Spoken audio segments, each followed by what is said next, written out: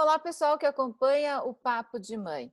Nós já estamos há mais de um ano nessa pandemia, em isolamento social. A vida ainda não voltou ao normal como a gente gostaria.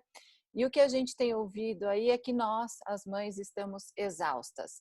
Para conversar sobre isso, sobre esse momento que estamos passando, eu recebo aqui a Cíntia Aleixo.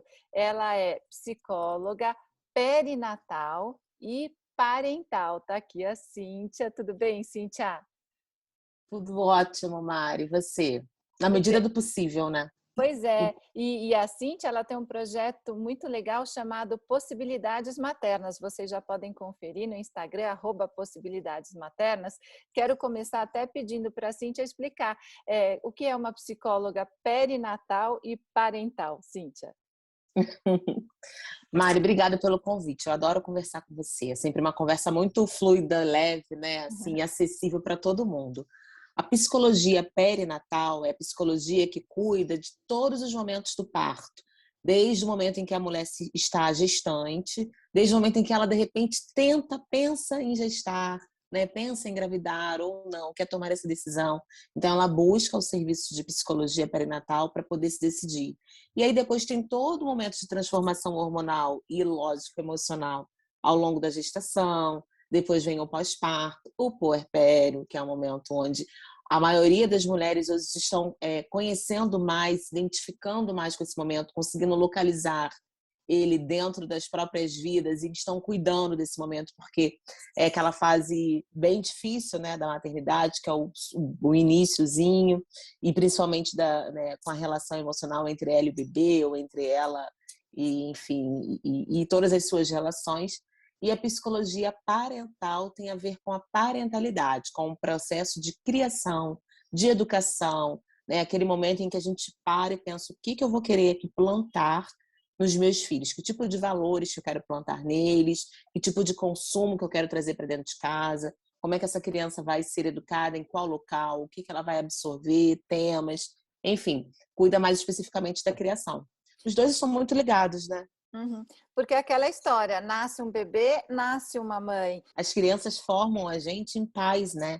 Elas vêm para dizer por que vieram, elas vêm para formar a gente no sentido de nos educarmos, inclusive. Tem uma frase que eu gosto, que eu coloco no meu Instagram, que eu vou continuar a me educar pela minha filha. Então, eu vou estar sempre num processo de educação, de autoavaliação, de autorrespeito, autovalorização, autorresgate também, pela minha filha, né? É uma troca ali. Ela precisa de mim e eu preciso me moldar a isso. Então, parece que a criança nasce, forma a gente, pronto, mas não é. Esse processo de educação, esse processo de maternidade, ele se inicia no parto, às vezes antes do parto, na gestação, mas ele se estende enquanto nós formos pais. Eu sei que você tem filhos mais velhos e você deve saber bem disso, né? Que esse processo nunca acaba. Verdade, eu tenho 3 e também a gente aprende uma coisa diferente com cada um deles, né? A gente descobre que não é a mesma mãe para todos os filhos, é uma mãe diferente para cada filho. E você é mãe também, é mãe da Manu, que está com quantos anos? Manu tem 9 para 10. Final desse mês ela completa 10 anos e eu estou assim vibrando pelos 10 anos de maternidade também, sabe?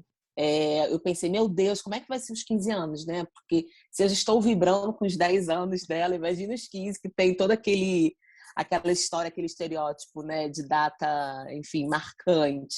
Para mim está sendo marcante agora. Ela está comigo, né? Nós estamos passando esse tempo da pandemia totalmente juntas e somente nós duas durante muito tempo, porque o meu marido, pai da Manu, ele trabalha longe, trabalha no mar, então ele fica muito tempo fora. Então eu tenho levado essa maternidade solo na pandemia, assim. Tá bem difícil, não vou dizer que tá fácil. No começo eu falei, na medida do possível, exatamente por isso. Não dá para romantizar a maternidade na pandemia, não. Queria até que você falasse o que você tem sentido em consultório, nos seus atendimentos, porque de fato as famílias estiveram em isolamento, esse convívio intenso, pais e filhos, a gente está aqui mais especificamente falando das mães. O que você sentiu do que teve de positivo nesse convívio e também dos momentos difíceis, de exaustão mesmo, acho que de todas as partes. Nossa, eu posso falar muito sobre mim também e até sim sobre o meu trabalho, né, que é diretamente ligado a essas mães. Lembro do começo e eu lembro que eu achava, e todo mundo estava achando, muito bom o início da pandemia no sentido de freio, né, no sentido de conhecer mais os filhos, no sentido de ter mais tempo em casa, né, e isso acabou, né. Eu percebo que hoje os momentos de exaustão estão muito mais presentes. Deveria ser um momento em que a gente um momento de percepção para a gente se acostumar com a pandemia, se acostumar com esse diferente, mas ainda assim é muito difícil. Então, o que eu observo é que todo mundo já conseguiu encontrar uma fórmula da felicidade, né? Essa fórmula da felicidade, ela vem de encontros com outros casais que praticam o mesmo tipo de quarentena, com crianças, né, filhinhos de amigos que também têm o mesmo formato de pensamento, talvez o mesmo pensamento político, porque aí acaba todo mundo se abraçando e se cuidando da mesma forma. É um tipo de salvação, né, para a criança não ficar sozinha, para os pais também terem ali um par, né, para quem conversar, uma conversa adulta, eu sempre falo sobre isso, que é importante a conversa adulta, né, e mas ainda é muito difícil. E em consultório eu percebo exatamente isso. A terapia, ela tem acontecido muito para oferecer o suporte dia após dia, sabe? A terapia, ela tem acontecido muito para que as mulheres venham e falem realmente sobre a semana, sobre o que foi difícil, sobre sustentar, porque a gente não tem muito como transformar isso. A gente não tem como falar, olha, segura até um mês, você vai conseguir. Não dá. Não dá para a gente ficar nesse lugar de otimismo, né? Então, acho que a escuta está sendo super necessária nesse momento. Acho que quem sabe ouvir pode ajudar, inclusive outras mães. Porque são várias realidades, né? Tem a realidade das mães que não conseguiram ficar em casa e ficaram sobrecarregadas porque tiveram que sair para trabalhar, mas com as escolas fechadas tinham que dar um jeito com os filhos. Aquelas que ficaram trabalhando em casa e tinham que trabalhar e com os filhos. Quer dizer, a sobrecarga foi geral, de qualquer maneira. E daí, com essa sobrecarga e o cansaço, inevitavelmente, e principalmente para as mulheres, para as mães, vem aquele sentimento de culpa.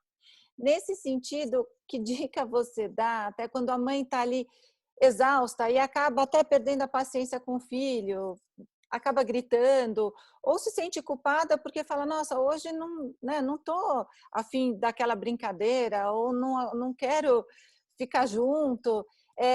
Como é que faz para ter um diálogo até de acordo com a idade de cada filho? Porque tem os filhos adolescentes, tem os que já são maiorzinhos, tem o filho que ainda é pequeno. Como fazer isso? Porque as crianças estão sentindo, elas sabem que Uhum. tem uma pandemia, que existe um perigo que é real também. Como deve ser esse diálogo com os filhos? Para a gente não gerar pânico, mas para a gente ser sincero, como é que faz? Você tá falando e eu tô lembrando também do medo que as mães têm e que eu também tenho esse receio, porque eu também sou mãe, né? Que é trazer a maturidade, de que as crianças amadureçam antes do tempo. As crianças estão amadurecendo hoje. Um dia eu convivo com crianças de 9 anos, 8 anos, que tem a ver com a idade da Manu, que são crianças super responsáveis com o uso da máscara, que algumas até têm dificuldade de sair de casa, porque elas estão apresentando um medo horrível de passar pela Covid, de se contaminar.